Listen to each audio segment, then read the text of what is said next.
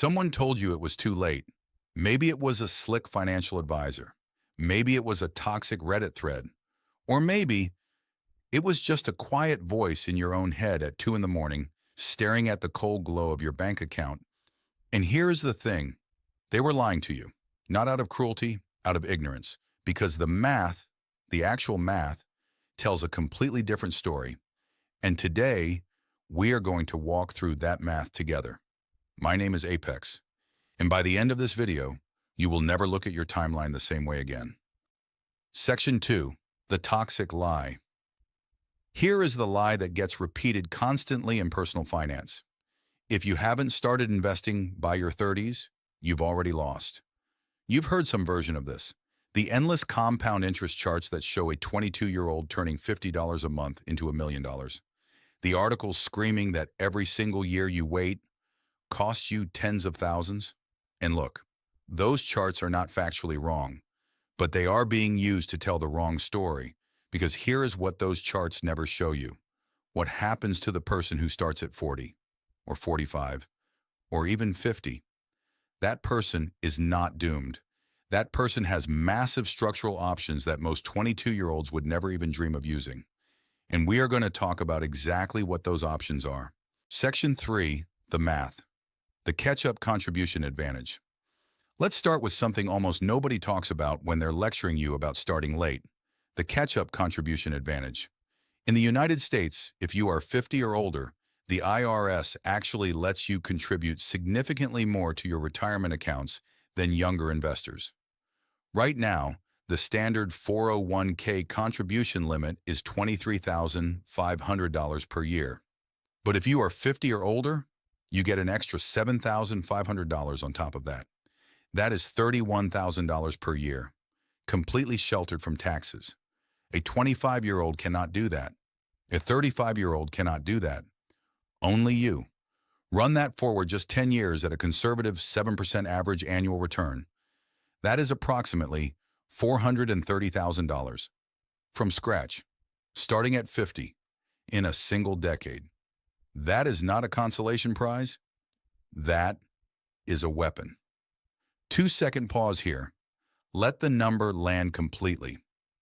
The risk window advantage. Now here is something that sounds scary at first, but is actually incredible news.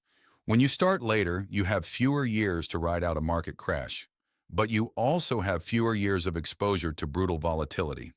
A 25-year-old investing aggressively will watch their portfolio drop 40%, 3 or 4 times over their investing life. Each crash takes years to psychologically recover from. You are investing smarter from day one. Less speculative, more dividend-focused, more stability in the mix, less drama. Fewer catastrophic decisions made in a pure panic.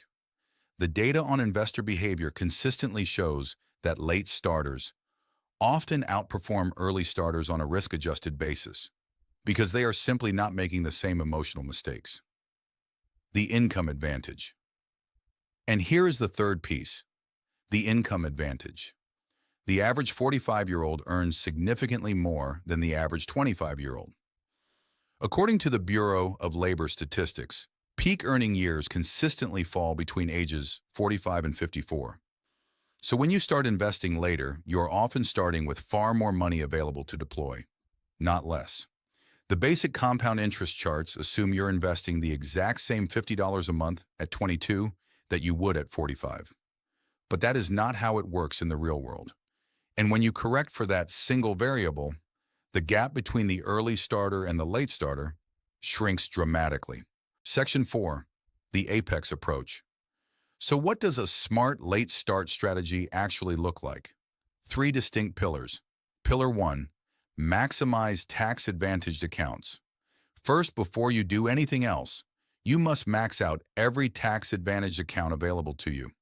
401k with catch-up contributions, traditional or Roth IRA, an HSA if you have a high-deductible health plan. These accounts are the single most powerful tool available to a late starter. Every dollar you shelter from taxes is a dollar compounding on your behalf, instead of the government's. Do not touch a standard taxable brokerage account until these are maxed out. Pillar 2, Eliminate the dead weight. If you are carrying high-interest debt, credit cards above 15%, personal loans above 10%, that debt is actively destroying your compound growth. A $10,000 credit card balance at 20% interest is costing you $2,000 a year.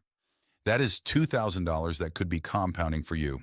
Eliminate the dead weight before you scale investment contributions. This is not optional. This is pure arithmetic. Pillar 3. Invest like you mean it.